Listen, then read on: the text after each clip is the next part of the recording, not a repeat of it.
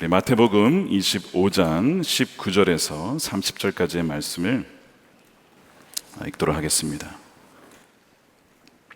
마태복음 25장 19절에서 30절까지의 말씀인데요, 제가 여러분 대신해서 읽도록 하겠습니다. 오랜 후에 그 종들의 주인이 돌아와 그들과 결산할세 5달란트 받았던 자는 5달란트를 더 가지고 와서 이르되, 주인이여 내게 5달란트를 주셨는데 보소서 내가 또 5달란트를 남겼나이다. 그 주인이 이르되, 잘하였도다 착하고 충성된 종아, 내가 적은 일에 충성하였음에 내가 많은 것을 내게 맡기리니 내 주인의 즐거움에 참여할지어다 하고, 2달란트 받았던 자도 와서 이르되, 주인이여 내게 2달란트를 주셨는데 보소서 내가 또 2달란트를 남겼나이다. 그 주인이 이르되, 잘하였도다 착하고 충성된 종아, 내가 적은 일에 충성하였으며 내가 많은 것을 내게 맡기리니 내 주인의 즐거움에 참여할지어다 하고, 1달란트 받았던 자는 와서 이르되, 주인이여 당신은 굳은 사람이라 심지 않은 데서 거두고 해치지 않는 데서 모으는 줄을 내가 알았으므로 두려워하여 나가서 당신의 달란트를 땅에 감추어 두었었나이다. 보소서 당신의 것을 가지셨나이다. 그 주인이 대답하여 이르되, 악하고 게으른 종아, 나는 심지 않은 데서 거두고 해치지 않은 데에서 모으는 줄로 내가 알았느냐? 그러면 내가 마땅히 내 돈을 취리하는 자들에게 맡겼다가 내가 돌아와서 내 원금과 이자를 받게 하였을 것이니라 하고, 그에게서 그 1달란트를 빼앗아 10달란트 가진 자에게 주라. 무릇 있는 자는 받아 풍족하게 되고 없는 자는 그 있는 것까지 빼앗기리라. 이 무익한 종을 바깥 어두운 데로 내쫓으라. 거기서 슬피 울며 이를 갈리라 하니라. 아멘. 하나님의 말씀입니다. 네, 여군을 죽이는 7가지죄, 이렇게 얘기라 벌써 절반이 넘어서고 있습니다. 오늘 4번째 시간인데요, 나태의 죄, 이렇게 얘기라 라는 제목의 말씀을 나누겠습니다. 이 나태라는 주제, 여러분 어떻게 생각하십니까? 바쁜 현대인들에게 이 나태라는 것이 과연 합당할까? 그런 생각이 저도 사실 들었습니다. 나태가 아니라 안식, 쉼에 대한 말씀을 해 주셔야 되는 것이 아닐까, 아마 그런 생각을 하신 분이 분명히 계실 겁니다. 우리에게 안식이 얼마나 중요한지 몰라요. 정말 바쁜 삶을 사는 분들에게 참된 안식이 중요합니다. 이러면 안식이라는 것은 우리의 인생이 우리에게만 달려있는 것이 아니라는 것입니다. 그것을 깨닫는 것이 안식이에요. 우리의 노동에 우리의 삶이 달려있는 것이 아니라 하나님이 우리의 삶을 주관하신다는 것을 깨닫게 하시라고 주시는 것이 안식입니다. 그래서 안식을 누릴 때에는 다 내려놓고 하나님이 내 삶을 주관하시지, 하나님이 통치하시지, 그것을 묵상하는 시간입니다. 분명히 이 주제도 다루게 될 때가 있으리라 생각합니다. 자, 그렇다면 정말 이 바쁜 현대인들에게, 우리와 같은 현대인들에게 나태라는 주제는 적합하지 않은 것일까? 그렇지 않습니다. 아무리 바쁜 현대인이라 할지라도요, 나태죄는 그대로 적용될 수가 있습니다. 오히려 바쁨과 분주함이란 표면적인 모습 이면에 숨겨져 있는 나태가 있을 수 있기 때문에 그렇습니다. 그리고 또한 성경에서 말하는 이 나태 혹은 태만이라는 이 주제는요, 단지 우리가 생각하는 게으름 정도가 아니기 때문에 그렇습니다. 오늘 읽은 마태복음 25장에 보면요, 나태한 혹은 게으른 종 할 때 그 게으른이라는 표현이 나오죠. 헬라어로 오크네로스라고 하는데 2가지 의미가 있습니다. 하나는 뭐냐면, 우리가 보통 아는 대로 게으른 혹은 귀찮은, 우리가 보통 귀차니즘 할 때 바로 그 의미가 맞습니다. 그러니까 굉장히 귀찮아하는 거예요. 움직이기 싫어하는 겁니다. 그 밥을 먹기에도요, 그것을 숟가락을 떠서 먹기에도 귀찮은 그런 상황이 바로 이 단어의 의미이기도 합니다. 이런 게으름과 관련하여서 가장 많은 경고를 담고 있는 성경은 잠언서입니다. 잠언을 읽어보면 게으른 자에 대한 경고의 말씀이 참 많이 나와요. 예를 들면 잠언 24장 30절에 보면요, 게으른 사람의 밭의 모습이 어떠한지를 묘사하고 있는데요, 거기에 보면 가시덤불과 엉겅퀴로 엉켜 있습니다. 그때 잠언 지혜자가 교훈을 얻습니다. 뭐냐면 그것이 33절 이야기예요. 우리 함께 읽어보겠습니다. 시작.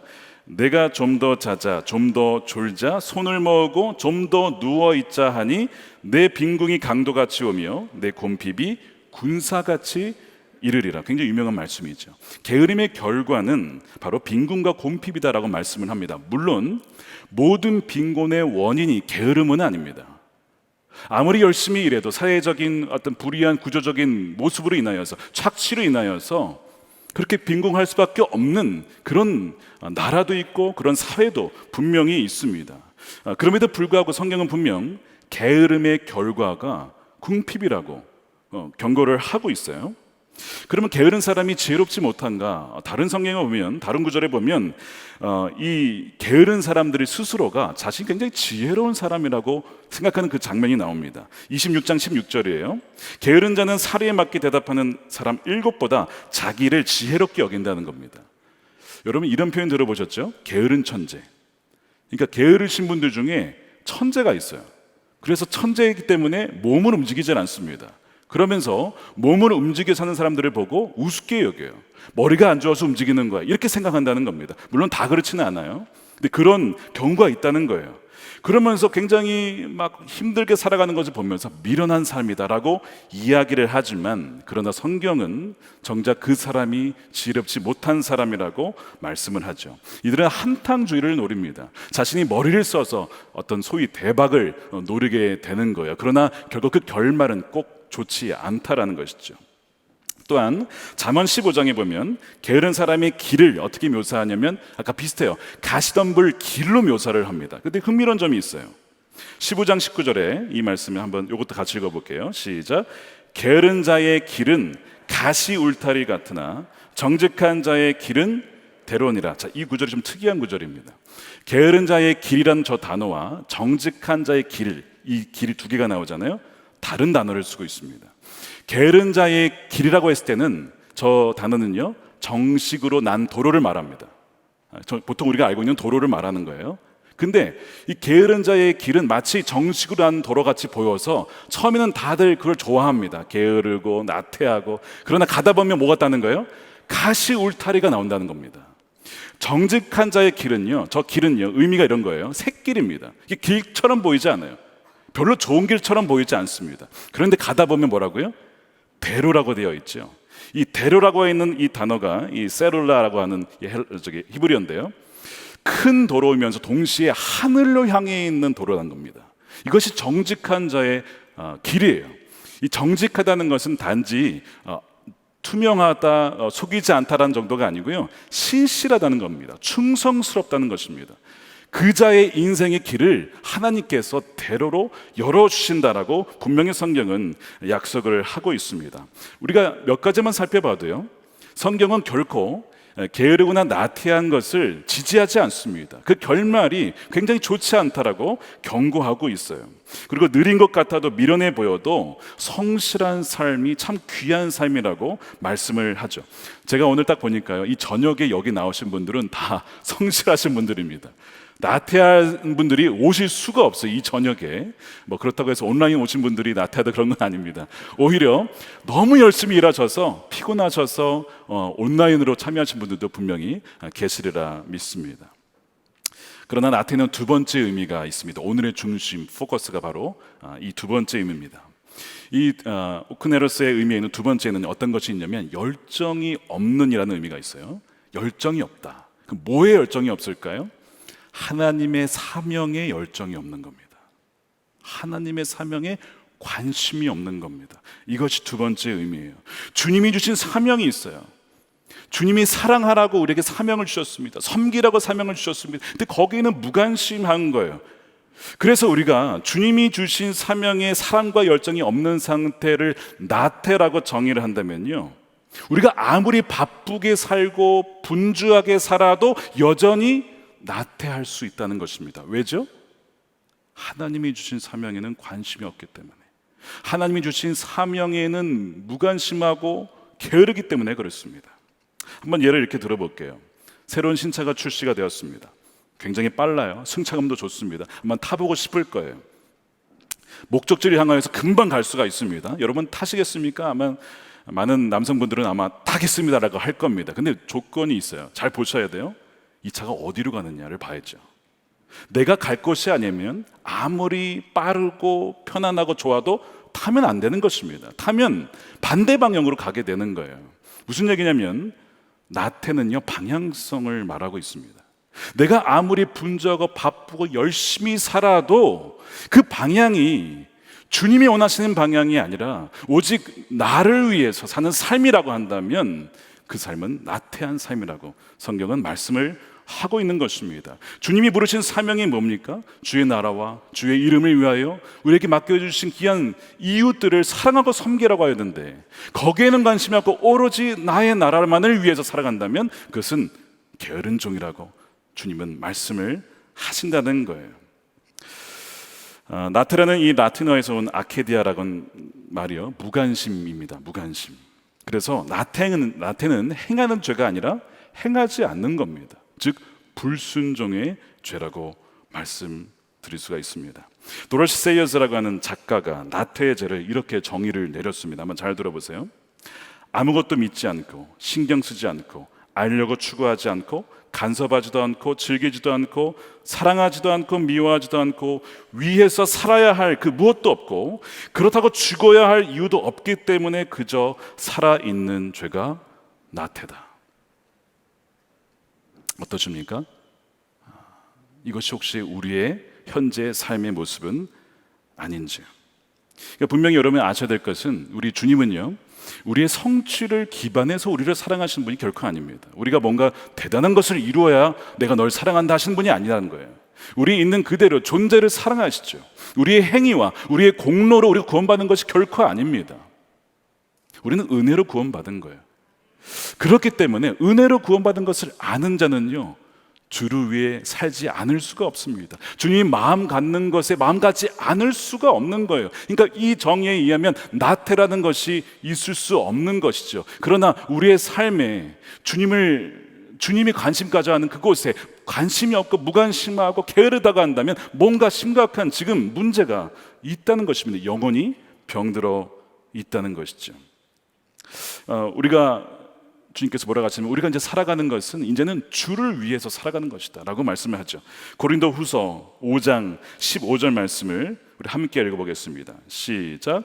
그가 모든 사람을 대신하여 죽으심은 살아있는 자들로 하여금 다시는 그들 자신을 위하여 살지 않고 오직 그들을 대신하여 죽었다가 다시 살아나신 이를 위하여 살게 하려 함이라.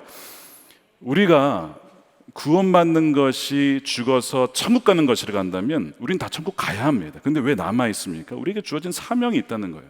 하나님이 우리에게 맡겨주신 일이 있기 때문에 지금 우린 여기에 남아 있는 것입니다. 여기 분명히 말씀하는 것은 다시 살아나신 부활하신 예수님을 위하여 우리는 살라라고 지금 이 땅에 남아 있는 것이죠.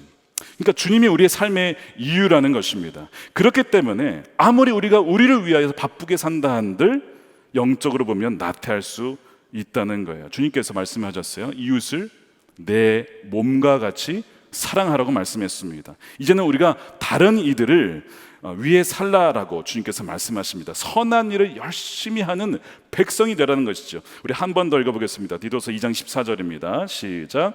그가 우리를 대신하여 자신을 주심은 모든 불법에서 우리를 속량하시고 우리를 깨끗하게 하사 선한 일을 열심히 하는 자기 백성이 되게 하려 하심이라. 복음을 깨달은 사람은 그렇기 때문에 이젠 더 이상 자신을 위해 살지 않습니다. 주님을 위해 살고요, 선한 일을 열심히 하는 그 삶을 살아가게 된다는 거예요. 우리는 거저 은혜로 구원받았고 사랑을 받았기 때문에 그것을 흘려보내는 것입니다. 우리가 오늘 읽은 이 본문, 이 달란트 비유 너무나 유명한 말씀입니다. 근데 이 본문이요, 그 앞에를 보시면요, 두 종의 비유, 그 다음에 열처녀 비유가 나오고 그 다음에 이제 오늘 달란트 비유가 나옵니다. 근데 이 세 비유가요, 공통점이 있어요. 뭐냐면 주님이 다시 오신다는 것입니다. 주님이 재림하시기 전까지 우리에게 뭔가 주어지는 어떤 역할이 있다는 거예요.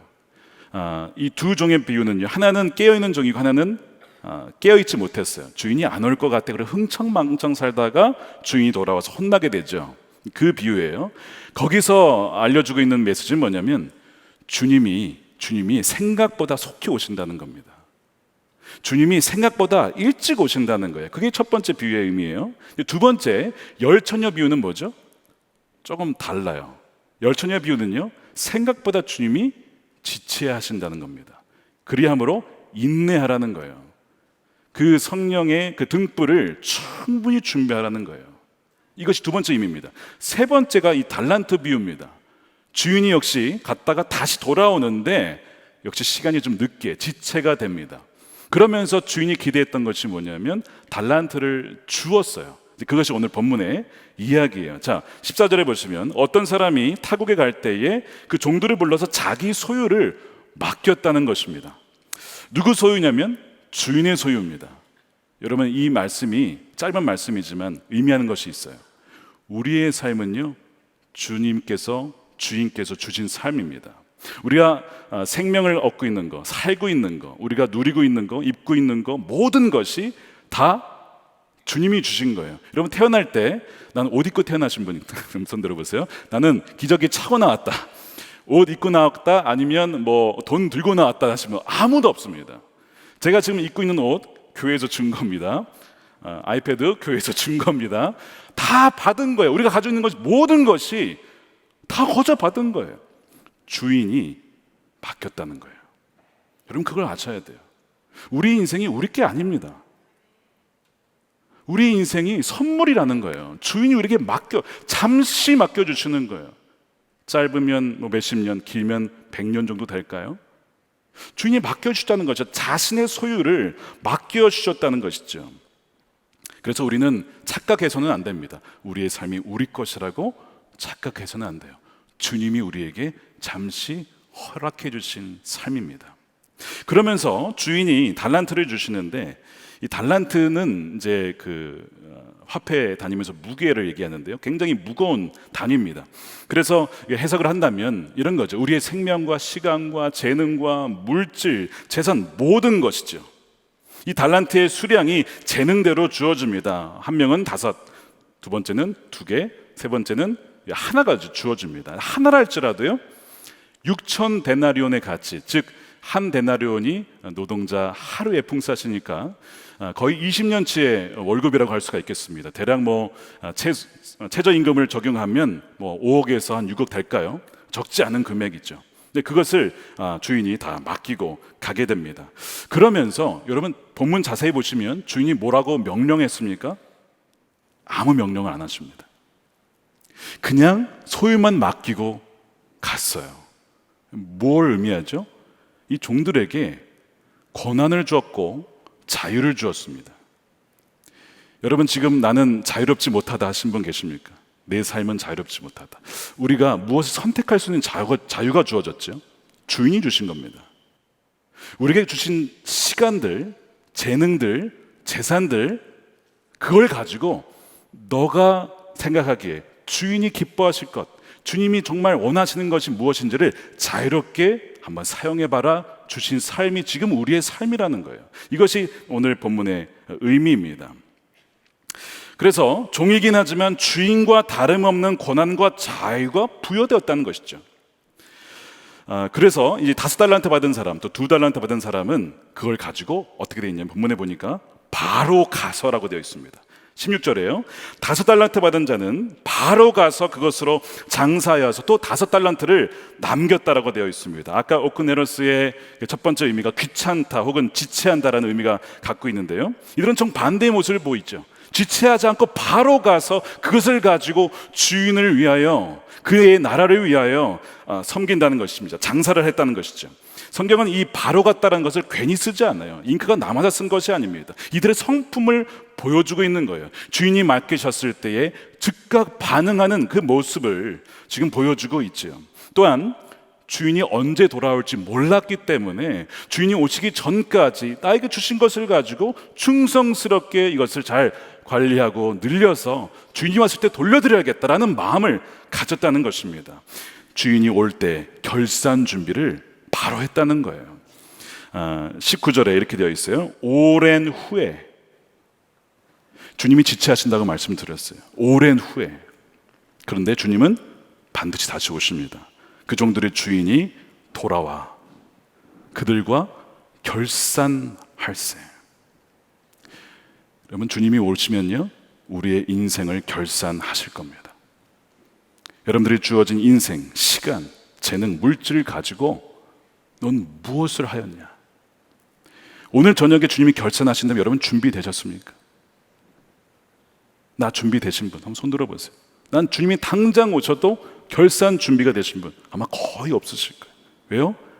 너무나 낭비한 게 많아요. 우리 에너지와 시간과 물질을 너무 낭비한 게 많은 거예요. 여러분 신들러 리스트 영화 기억 안 나십니까? 마지막 장면. 저는 그 볼 때마다 눈물이 나요. 그 신들러가 어떻게 하죠? 자기가 낭비했다, 자신의 온 재산을 낭비했다 이거예요. 이 반지 하나 없는 사람이 몇 명인데 내가 이거만 요산을 구할 수 있었는데 막 우는 장면 기억나시죠? 결산서에 때에 서보니까요, 내 인생을 너무 허비하며 살았다는 것이 후회가 되더라는 것이죠. 주님이 다시 오시고요, 결산을 하신다는 거예요. 이 나태의 죄가 무서운 건 뭐냐면 우리가 주님 앞에 그래서 결산받을 준비가 못 되도록 그렇게 만드는 무서운 죄입니다. 나태 때문에 주님 앞에 서서 결산받을 준비가 못 되게끔 그 상태로 쓰게 되면요, 분명히 쫓겨나서 울게 될 것이 분명하게 될 것이 맞거든요. 그것이 나태의 무서운 죄입니다. 오랜 후에 주인이 돌아왔어요. 근데 이 5달란트 받은 종과 이 2달란트 받은 종은요, 오랜 시간 동안 지났어도요 그 자리를 떠나지 않았어요. 주님을 향한 그 신뢰와 믿음, 주님이 다시 돌아오실 거야. 비록 주인이 떠나 있어도 주님이 보시든 보이지 않든 나는 오늘 하루를 성실하게 살아갈 거야. 그러다가 주인이 다시 돌아온 것이죠. 한결같이 그저 자신에게 주어진 그 달란트를 가지고 성실하게 살았다는 것입니다. 주인이 돌아왔을 때 칭찬이 어떠합니까? 21절에 그 주인이 이르되 잘하였도다 착하고 충성된 종아, 내가 적은 일에 충성하였음에 내가 많은 것을 너에게 맡기리니 너의 주인의 즐거움에 참여할지어다 하고, 이것이 2달란트 받은 사람에게도 동일한, 아주 하나도 틀리지 않고 똑같은 칭찬을 주인이 하죠. 여기서 반복되는 단어는요, 충성 혹은 신실이라고 하는 표현입니다. 근데 이것은 바로 주인의 성품을 나타내는 단어죠. 우리 하나님은 어떤 분이시죠? 신실하신 분이에요.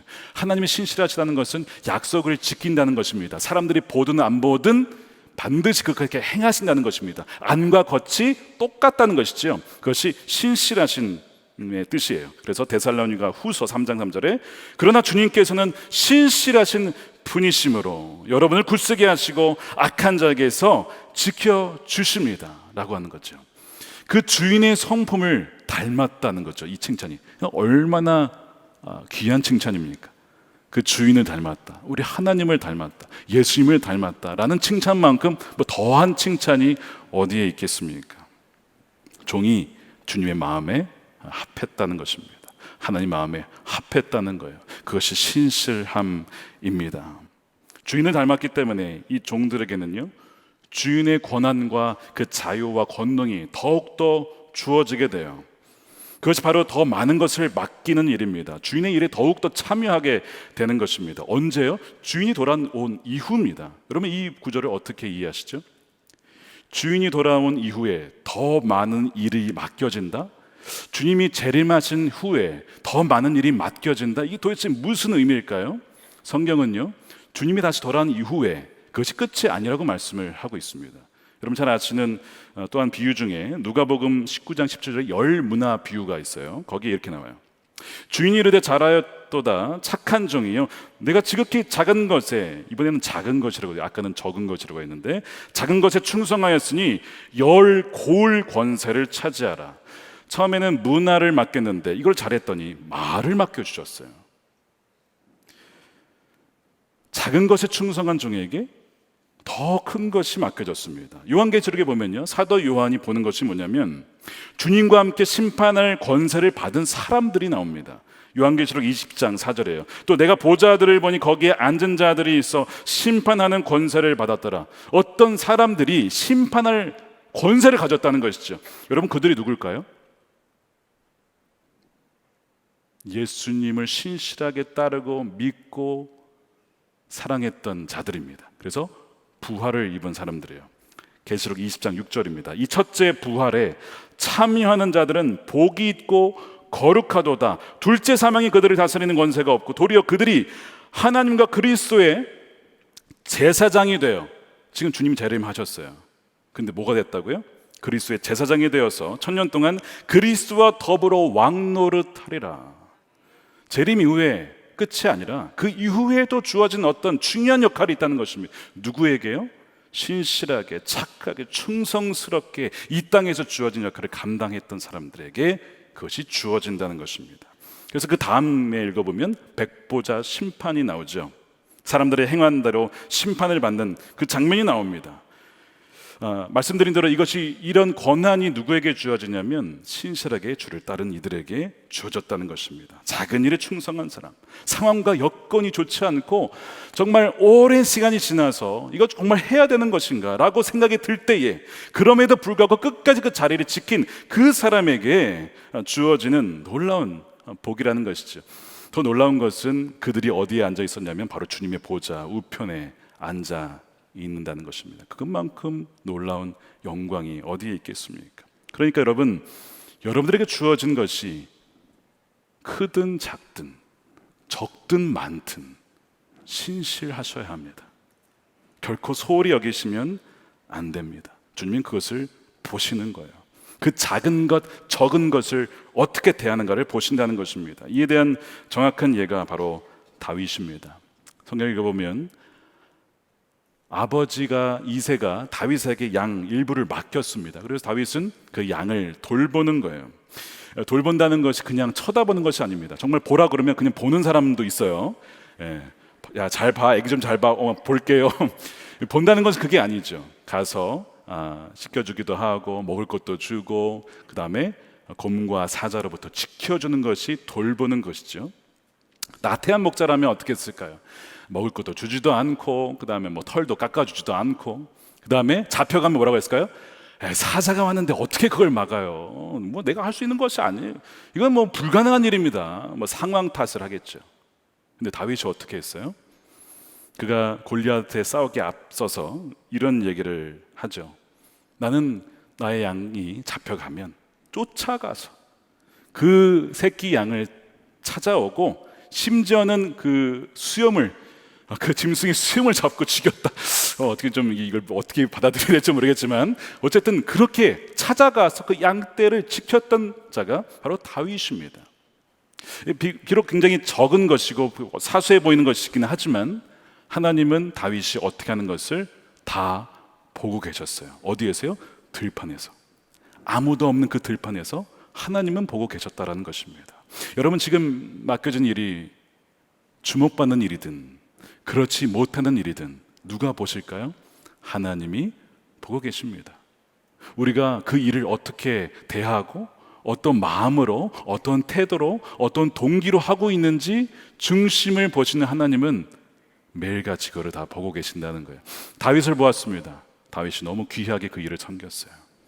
시편 78편 말씀에 이런 말씀이 나옵니다. 70절에 그의 종 다윗을 택하시되 양의 우리에서 취하시며 전양을 지키는 중에서 그를 이끌어내사 그의 백성인 야곱 그의 소유인 이스라엘을 기르게 하셨더니, 아까 뭐라고 말씀드렸죠? 열 문화를 충성스럽게 했더니 뭘 맡겼습니까? 열 마를 맡긴다고 했죠.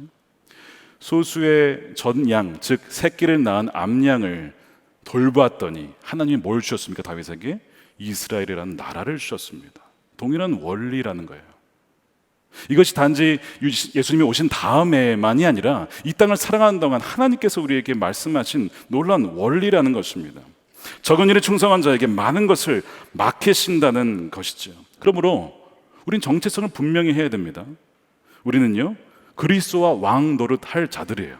그리고 왕께서 우리에게 귀한 사명을 우리에게 맡기셨어요. 여러분들이 보기에는요 아무리 그것이 사소해 보이고 작아 보이고 또한 적게 보여도요 주님은 결코 그것을 그렇게 보지 않습니다. 귀한 것으로 보신다는 것입니다. 그러나 이 한 달란트 받은 종의 태도가 너무나 아쉽습니다. 주인의 마음을 전혀 알지 못했어요. 그는 가서 땅을 파고 주인의 돈을 감추어 둡니다. 18절에 한 달란트 받은 자는 가서 땅을 파고 그 주인의 돈을 감추어 두었더니, 왜 그가 돈을 감추어 두죠? 결산할 때에 그가 이유를 이렇게 얘기를 합니다. 24절에요. 한 달란트 받은 자가 와서 이르되 주인이여 당신은 굳은 사람이라, 마음이 딱딱한 사람이라는 것이, 심지 않는 데서 거두고 해치지 않는 데서 모는 줄을 내가 알았으므로 일하지 않아도 거두는 사람이라고 생각한 거예요. 아니죠. 주인이라 할지라도 종들을 통해서, 그들의 섬김을 통해서 이익을 얻게 되는 것입니다. 그러니까 착각을 하는 거예요. 주인을 잘못 알고 있었어요. 주인이 악하고 마음이 굉장히 너그럽지 못하고 그런 분이라고 생각을 했습니다. 또한 주인이 일하지 않아도 얻는 그런 사람이라고 생각했습니다.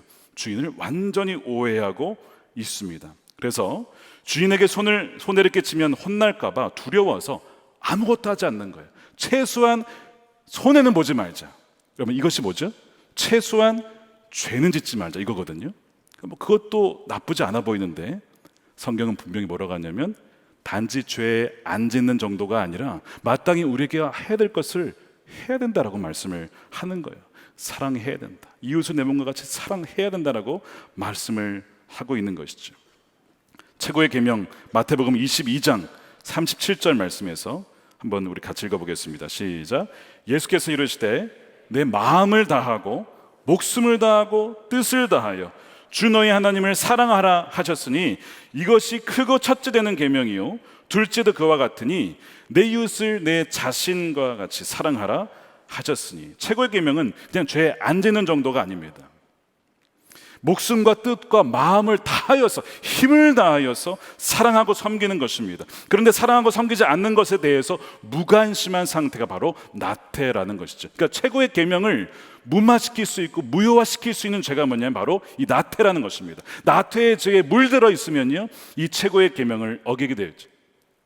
주님이 가장 기뻐하신 일을 하지 않게 되어지는 무서운 일에 빠지게 됩니다.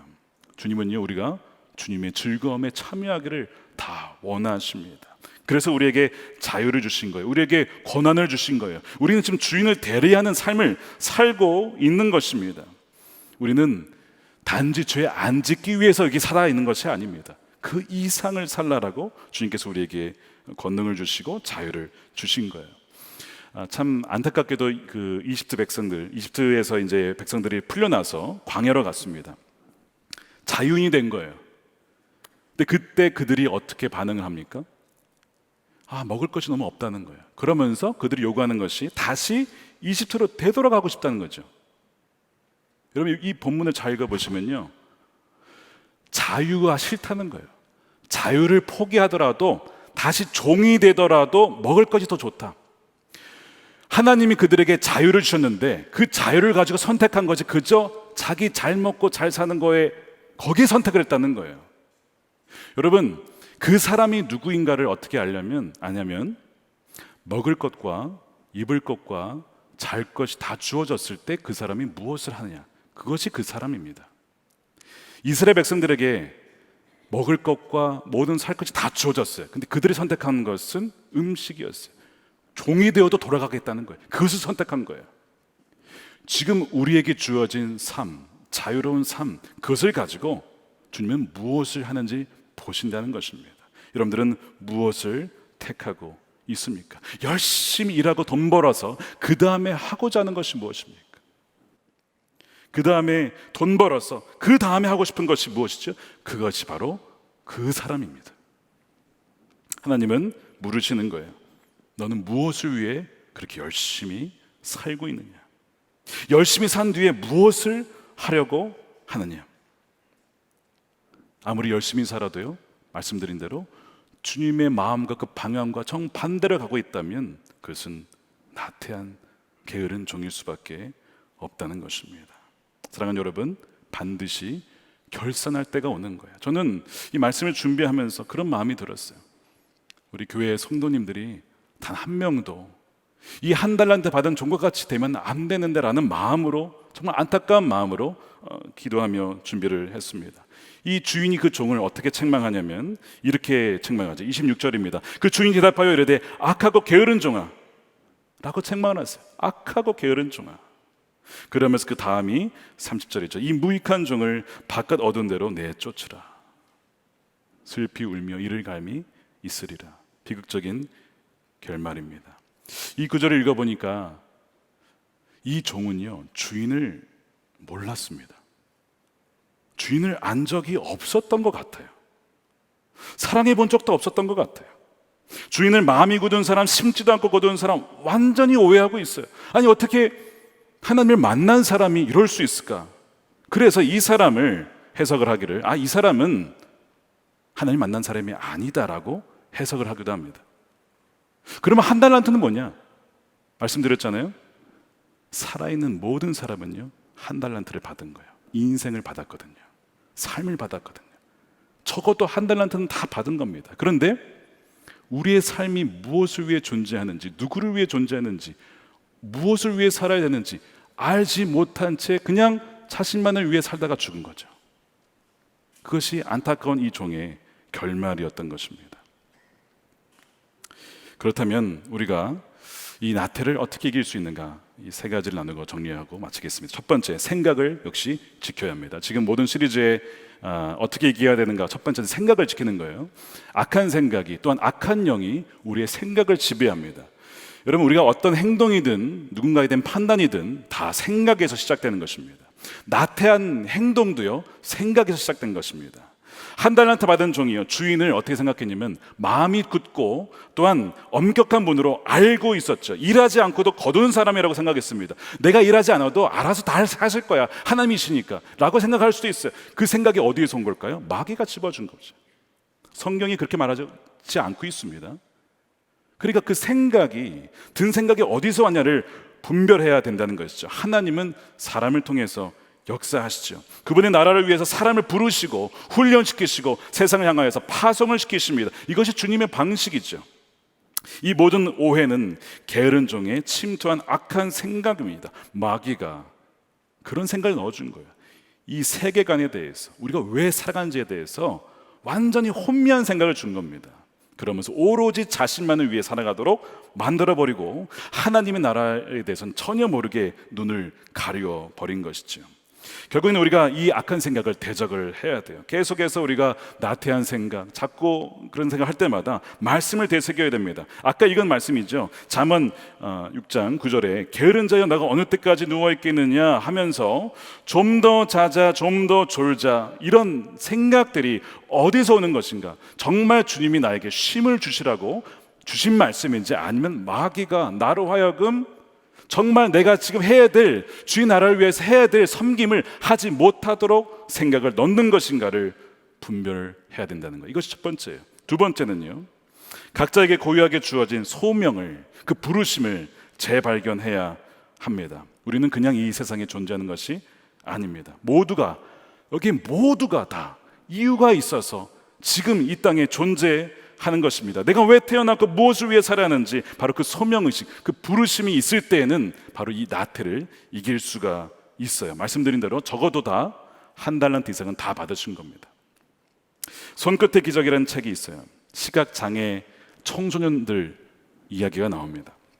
이들은 볼 수 없는 이들이죠. 근데 이들이요, 사진을 찍는 여행을 가요. 누가요? 시각장애인 아이들이요. 사진을 찍으러 간다는 거예요. 누가 보면 굉장히 우스운 일일 수도 있어요. 아니야, 보이지 않는데 어떻게 사진을 찍어요? 그런데 이들이 보이지 않으니까요, 귀로 풍경을 찍습니다. 마음으로 사진을 찍습니다. 물론 어떤 사진들은 초점이 맞지 않고요, 어떤 사진은 풍경에서 벗어난 사진들도 물론 있지만, 그 아이들이 독특하게 자신이 가지고 있는 감성으로 사진을 찍더라는 것이죠. 물론 실패한 사진들이 더 많아 보입니다. 그러면 이것이 실패한 여행인가? 그렇지 않습니다. 거기에 이런 글이 써 있어요. 마르셀 프루스트라는 사람의 글인데요, 이런 글입니다.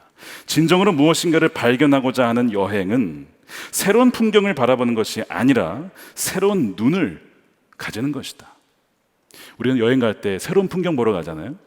진정한 여행은 뭐라고요? 그 여행을 통해서 새로운 눈을 갖는 것이, 그것이 진정한 여행이 된다는 것이죠. 이들이 여행을 통해서 새로운 눈을 뜨게 돼요. 자, 어떤 눈이냐면요, 종서라는 아이가 있습니다. 이 여행을 통해서 그가 이런 고백을 해요. 참 감사하다는 생각이 들어요. 다른 장애가 아니라 시각장애만 가졌다는 것이 말이에요. 소리로 듣고 느낌으로 찾고 만지면서 카메라 셔터를 누르는 것이 너무나 좋았고 감사했습니다. 자신에게 없는 것에 불평을 하면서 나는 원래 볼 수 없으니까 내가 뭘 할 수 있겠어. 그렇게 할 수도 있었겠죠.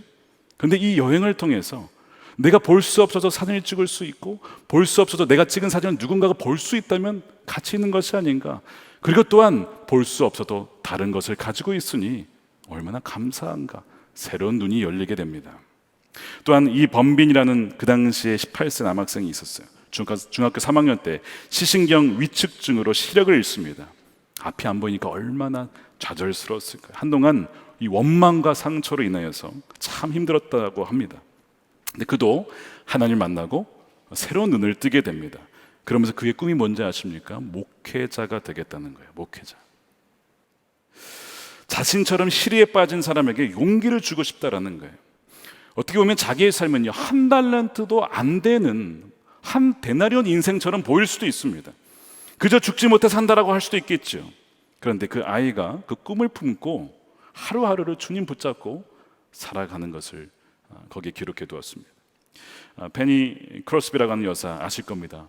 태어나자마자 6주 만에 의사의 실수로 실명을 했습니다. 시각장애인이 되었습니다. 부모님도 어렸을 때 여의었습니다. 그가 8살 때 근데 이런 시를 지었어요. 아, 나는 얼마나 행복한 사람인가. 비록 보이지 않는다 해도 이 세상은 나는 만족하리. 다른 사람들이 갖지 못한 축복을 나는 얼마나 많이 누리고 있는지, 보이지 않기 때문에 한숨 짓고 눈물 지을 수도 있겠지만 나는 한숨 짓고 눈물 지으려 하지 않으리 하면서 그가 지은 찬송 여러 가지가 있는데 예수를 나의 구주 삼고를 비롯해서 8,000여 곡의 찬송가의 작사를 합니다. 우리가 생각하기에 한 달도 안 되어 보이는 사람일 수도 있잖아요. 그 누구보다도 자신이 가진 것으로 충성스럽게 신실하게 삶을 살아냈다는 것입니다. 우리는요, 훗날 이들과 동일한 선상에서 결산을 받을 거예요. 이들은 보이지 않고 또한 여러 가지 어려움이 있는 상황에서 삶을 살아냈어요. 우리는 두 눈을 갖고 있습니다. 다 들립니다. 두 손과 두 발이 있어요. 너희는 그것을 가지고 온전한 몸과 건강을 가지고 무엇을 하다가 왔느냐라고 주면 물으실 겁니다. 거기에 우린 답변할 준비를 하고 있어야 합니다. 마지막 세 번째입니다. 적은 것, 작은 것에서 시작하시길 바랍니다. 우리가 거창한 것을 하려고 그러면 오히려 나태해집니다. 그것은 불가능해. 그는 뛰어난 사람만 하는 거야 라고 생각할 수 있어요. 그렇지 않습니다. 주님은요, 거창한 것을 원하시는 것이 아니에요. 아주 작은 것, 적은 것을 원하십니다. 그것은 뭐냐면 우리가 진리를 전하고요, 또한 우리 원수를 사랑하고 서로 사랑하는 것이죠. 그거를 원하시는 것입니다. 뭐 거창하게 세상을 바꾸라, 그거 아닙니다. 누구가 그런 얘기를 했습니다. 세상을 바꾸려 하지 말고 내 이불 잠자리에서 잘 개라 이런 얘기를 한 적이 있습니다. 아니, 자기 방은 제대로 정리 안 하면 무슨 세상을 바꾼다고. 우리가 뭐 자꾸 크게 뭐 거창하게 하려는데 주님은 아니라는 거예요. 작은 거라는 것이죠. 본문에 보면요, 사람마다 5개, 2개, 1개 달란트가 주어지잖아요. 여러분, 많이 받으면 좋을 것 같죠? 아마 여러분들도 주님 저 5달란트 주기를 원합니다. 그렇게 기도하시는 분들 참 많으실 거예요. 저도 그랬거든요. 주님 기왕이면 5개 주십시오. 혹시 그렇게 기도하신 분 계시다면 여러분 잘 들어보세요. 많이 찾으실 겁니다. 하나님이 많이 준 자에게는 많이 찾을 것이요. 굉장히 두려운 거예요, 사실. 그래서 저는 기도를 좀 바꿨습니다. 작은 거라도 좀 제대로 하기를 원합니다. 그거 취소하고요, 많이 안 줘도 되니까. 그렇게 기도했던 적도 있습니다. 그러니까 여러분, 무조건 많이 받는다고 좋은 것도 아니고요, 또한 적게 받는다고 그렇게 침울해할 필요도 없습니다. 이 한 달란트 받은 종이 왜 나태했을까? 아마 비교하지 않았을까 싶어요. 물론 주인이 악하다라고 생각해서 그런 것도 있지만, 쟤는 5개 줬고 쟤는 2개 줬는데 나는 이거지 뭘 하라는 거야? 안 해. 이렇게 했을 가능성이 있어요. 여러분, 나태의 원인 중에 하나가 바로 그런 것입니다. 어차피 난 그렇게 못해. 그러니까 나는 대충 살 거야. 여러분, 그러시면 안 됩니다. 여러분, 오늘 본문을 자세히 읽어보세요. 5달란트 받은 사람과 2달란트 받은 사람의 칭찬이 똑같습니다. 뭐라고 하시죠? 너가 적은 일에 충성했다는 거예요. 5개 달란트 받은 사람에게도 적은 일, 2개 받은 사람에게도 적은 일. 우리가 보기에는요, 5달란트 받은 사람의 삶이 더 막 멋져 보이죠. 나도 그런 삶을 살고 싶어. 나도 그런 기왕이면 살 거 좀, 그런 뭔가 대단한 업적을 이루면서 그런 삶을 살고 싶어라고 하잖아요. 주님 뭐라고 하시죠? 야, 그건 작은 일이다. 내가 보기엔 작은 일이야, 적은 일이야. 그 얘기를 하시는 거예요. 우리가 보기에 인간으로서 어떤 세울 수 있는 놀라운 발명과 업적을 세우신 사람들이 있잖아요. 주님 보시기에는 작은 일이다라는 겁니다. 주님이요, 우리에게 지금 가뭄이었지만 비가 왔잖아요. 야, 좀 비 좀 내리게 해라, 이런 일 안 시킵니다. 우리에게 지구가 지금 공전, 야, 너가 좀 공전해, 이런 거 안 시키죠. 우리에게 시키는 건 다 주님 보시기에는 작은 일이에요. 그런데 그것을 충성스럽게 할 때에 크든 작든 동일하게 여겨주신다는 거예요. 아무리 우리가 작은 것 같아도 놀라운 위대한 일을 행하신 사람과 동일하게 여겨주신다. 너에게 주어진 그 상황 속에서 신실하게 한다면 똑같이 여겨주겠다라는 것이죠. 그러니까 여러분, 다른 사람 시기하거나 부러워할 필요 전혀 없습니다. 큰 사업이 있고 작은 사업이 있느냐, 주님 보시기엔 뭐라고요? 다 작은 일이라는 거예요. 그러니까 작은 일을 하는 분들, 또한 내가 생각하기에 난 너무 하찮은 일을 하는 것 같아, 그렇게 생각하신 분들 결코 작은 일이 아니라는 것입니다. 주님은 그것을 굉장히 귀히 여기신다는 거예요. 저는 제가 여기서 말씀을 전하지만 안내위원 하신 분들, 주목자 섬기는 분들보다 제가 더 위대한 일을 하는 것일까요? 결코 그렇지 않다는 거예요. 주님은 동일하게 작은 일을 하고 있다. 각각이 일한 대로 상을 받을 것이라는 거예요. 그러니까 여러분, 돌아봤을 때 어떤 이유 때문에 나태해지거나 나는 너무 가진 것이 없어서, 내가 하는 일 너무 별 볼 일 없어서 나는 안 할 거야 라고 생각을 하셨다면 생각을 바꾸셔야 돼요. 주님은 그 작은 일을 너무 귀히 여기신다는 것입니다. 오늘 본문 뒤에 이어지는 이야기가 뭐죠? 양과 염소의 비유죠. 오늘 이 달란트 비유와 연결되는 본문입니다. 왜 연결이 되냐면, 그러나 라고 하면서 이 양과 염소 비유가 이어져요. 그러면서 달란트를 남긴다는 것이 뭐냐라고 예수님께서 계속 말씀을 이어가십니다. 여러분, 무엇이 달란트를 남기는 걸까요? 그 뒤에 양과 염소의 비유에서는 뭐죠? 지극히 작은 자에게 한 것이, 내게 한 것이다, 그것이 달란트를 남기는 것이다 라고 말씀하시는 거죠. 너가 주님을 알았니? 너가 주님의 사랑을 알았니? 주님 때문에 이 모든 것을 누리고 있니? 그러면 굶주리고 헐벗고 갇혀있는 사람들 찾아가서 먹이고 입히고 재워주고 하는, 그럼으로써 그들도 주님의 사랑을 느끼고 경험하게 할 수 있다면 그게 달란트를 남기는 것이다. 그 기준으로 양과 염소가 나눠진다는 거예요. 그렇게 지극히 작은 자를 섬긴 이들에게 주님 뭐라고 하시냐면, 창세전부터 예비한 그 나라를 상속받으라는 것입니다. 우리가 한 것 같이 너무 작아 보이고 별거 아닌 것 같지만 그것이 영원한 그 나라를 상속받을 수 있는 가치의 일이라는 것입니다. 우리가 오늘 기도했듯이 또 헌금했듯이 우리 주님이 주목하시는 분들, 줄이고 목마른 자들을 섬기는 일은요, 너무 귀한 일이고 영원한 나라를 상속받을 만한 그만한 귀한 일이라고 하는 것을 분명히 믿으시길 바랍니다. 마태복음 25장 35절이에요. 내가 줄일 때에 너희가 먹을 것을 주었고 목마를 때에 마시게 하였고 나그네 되었을 때 영접하였고 헐벗었을 때에 옷을 입혔고 병들었을 때에 돌보았고 옥에 갇혔을 때 와서 보았느니라. 임금이 대답하여 이르시되 내가 진실로 너희에게 이르노니 너희가 내 형제 중에 지극히 작은 자에게 한 것이 내게 한 것이다. 바로 이것이 달란트를 남기는 일이라는 것입니다. 우리에게 주어진 시간들, 재능들, 우리의 삶을 가지고 우리의 이웃을 내 몸과 같이 사랑할 때 그것이 진정 달란트를 남기는 복된 삶입니다. 말씀을 정리합니다. 나태의 본질은 뭐죠? 사랑의 명령을 거부하는 것입니다. 그러므로 그것을 이기는 것은 그 사랑하는 마음을 회복하여 순종하는 것입니다. 작은 것부터 시작하십시오. 여러분의 생각을 지키십시오. 여러분들의 사명을, 소명을 재발견하십시오. 우리는 그저 여기에 남아있는 것이 아닙니다. 모두가 이유가 있기 때문에 하나님이 남게 하신 것입니다. 그리하여서 잘 준비가 되어서 주님이 다시 오셨을 때에 모두가 다 주님 앞에 제대로 된 결산을 맞이할 수 있는, 그리고 착하고 충성된 종이라고 그렇게 칭찬을 받을 수 있는 저와 여러분들의 삶이 되시기를 주님의 이름으로 축원합니다. 우리 함께 기도하겠습니다. 기도하기 전에 우리 찬양할 텐데, 내 삶의 이유라는 찬양이 있습니다. 아마 생소하신 분도 계시겠지만 가사를 한번 보시고 우리 함께 찬양했으면 좋겠습니다. 예수는 내 힘이요 나의 기쁨, 나의 참 소망. 그 이름의 생명이 내 삶의 이유라.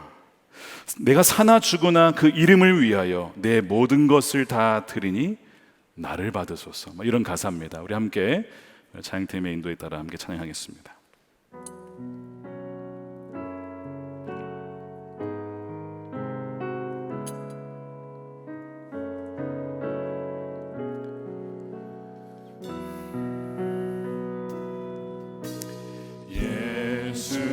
예수는 내 힘이요 나의 기쁨 내 참 소망 그 이름의 생명이 내 삶의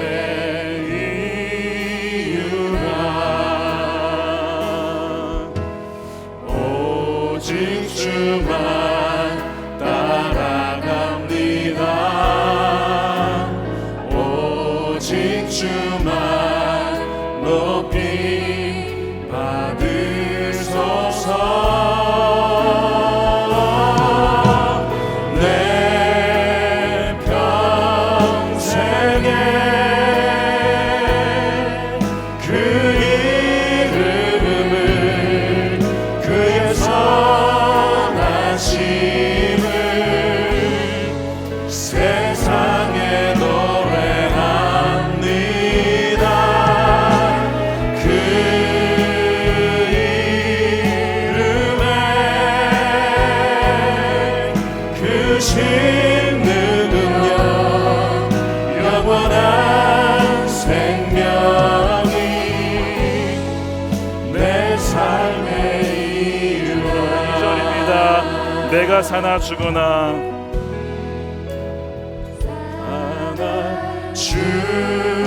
죽으나 그 이름을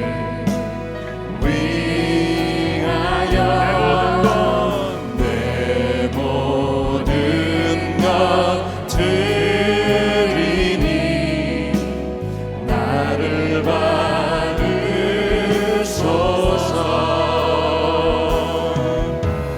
오직 주만 따라갑니다. 오직 주만 높임 받으소서. 우리 두 손 들고 찬양합니다. 내 평생에 그 이름을 그의 선하심을 세상에 노래합니다. 그 이름에 그 진능력 영원한 생명이 내 삶의 이유라.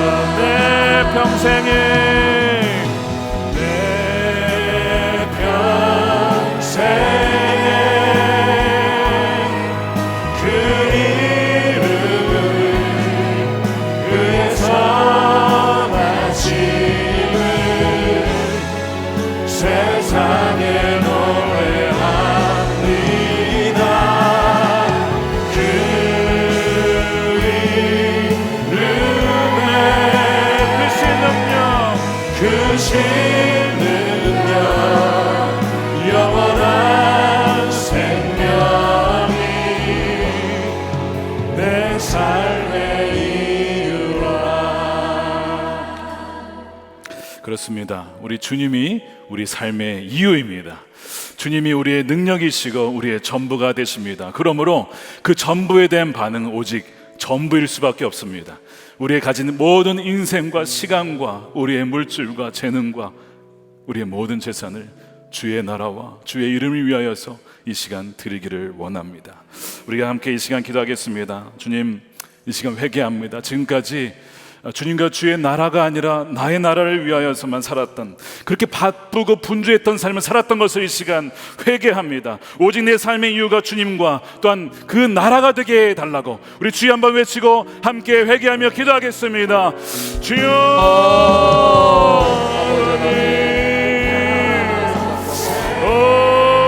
주님, 그렇습니다.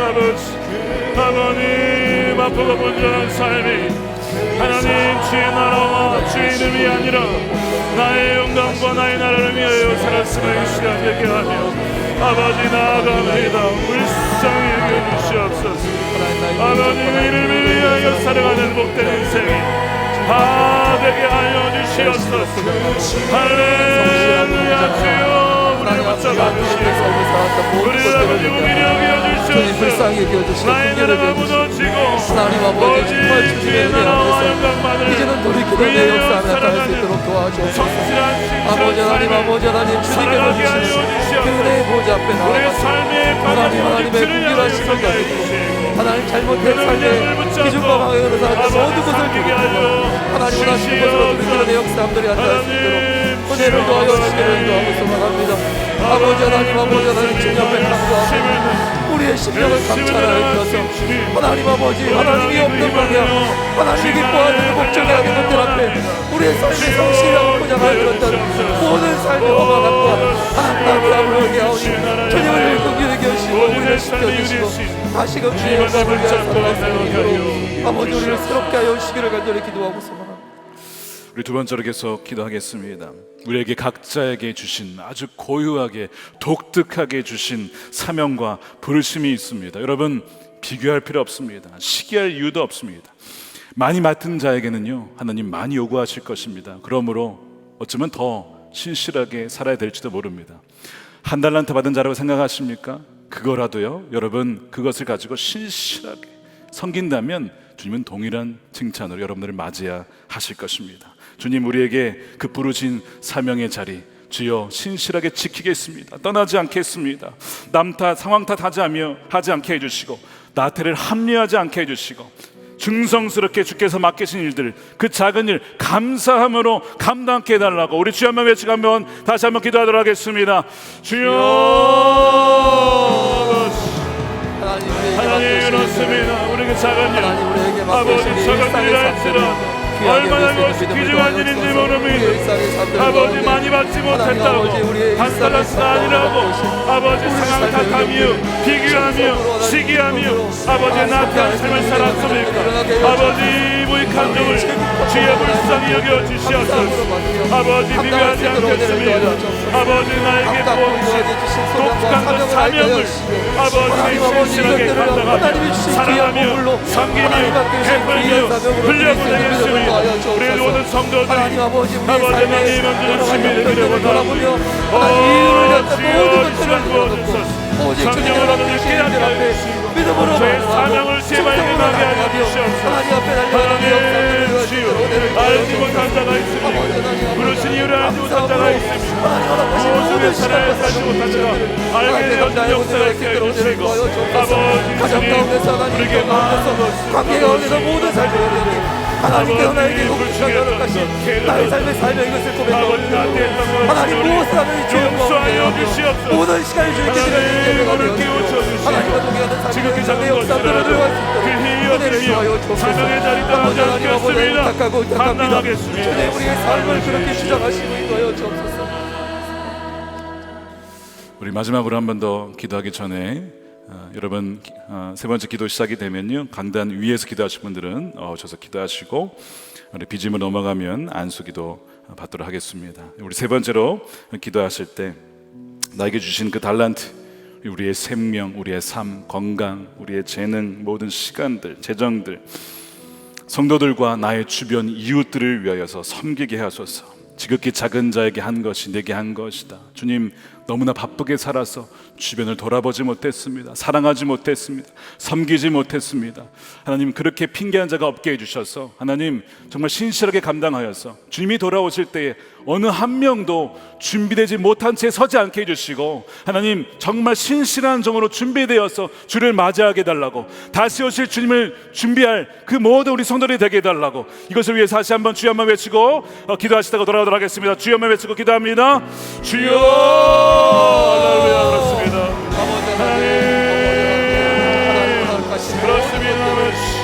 우리의 전 시간들과 재능들과 아버지 하나님, 우리 건강들을 가지고 주의 나라와 교회와 영광을 위하여서 기꺼이 드리게 하소서. 그저 받아먹고 누리며 살았던 삶의 이제는 베풀고 흘려보내고 섬기고 나가게 하시는 아버지 기억하여 주시고, 너를 한 명한 명 아버지 하나님의 능력을 구하여 주시옵소서. 다시 한번 주님 앞에 우리의 삶을 드림으로 영광을 그 기쁨을 마음껏 누리게 하소서. 주를 주를 위하여 살아가는 모든 삶의 삶의 이유가 되시는 주님을 향한 살아있는 예배가 되게 하시고, 주님을 바라보는 선물을 드리게 하여 주님을 의지하고 바라보는 시간이 될 수 있도록 나를 구하게 하시고, 아버지 하나님, 아버지 하나님, 우리의 심령안에 하나님의 의를 이루어 주옵소서. 분명한 수고하게 하여 주옵소서. 나의 같은 모든 삶들이 하나님 앞에 드리는 마땅한 하나님의 얼굴을 아름다운 구애가 우리에게 주신 이웃들, 은혜를 더하여 성도들, 하나님 아버지, 하나님 아버지, 모든 사랑을 섬기게 했으니 하나님의 말씀을 따라 하나님의 말씀을 따라 그리하여 주여 그를 맞이할 준비가 되게 하여 주옵소서. 다음 세대를 섬기며 또한 그들을 아버지 도우며 일어날 아버지 교사들이 일어나게 하시고, 가정에서 우리 자녀들을 기르게 하여 주시고, 사람을 섬기게 하여 주시고, 지역사회가 이 교회로 말미암아 복되게 하소서. 아버지 교회로 말미암아 아버지 동물자가 오게 하여 주시고, 복음을 주어서 얻게 하여 주시고, 오늘 그 아버지들을 다 누리게 하여 주시옵소서. 감사합니다. 주님. 아무도 모르는 그 가운데 주님의 나만 이렇게 해야 된다고 고백하는 그 삶의 현장 가운데서 하나님 감사합니다. 주님 찬양합니다. 주님이 나의 삶을 하십니다. 하나님 나의 삶을 아버지 축복하시고 인정하시고 판단하시고 주님입니다. 고백하며 살아가는 믿음의 고백을 분명하기를 할 수 있도록 은혜를 주옵소서.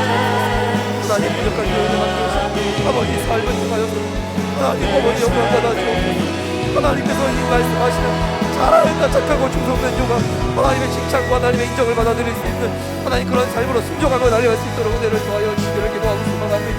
하나님 아버지 나태의 죄를 가볍게 여기지 않게 하소서.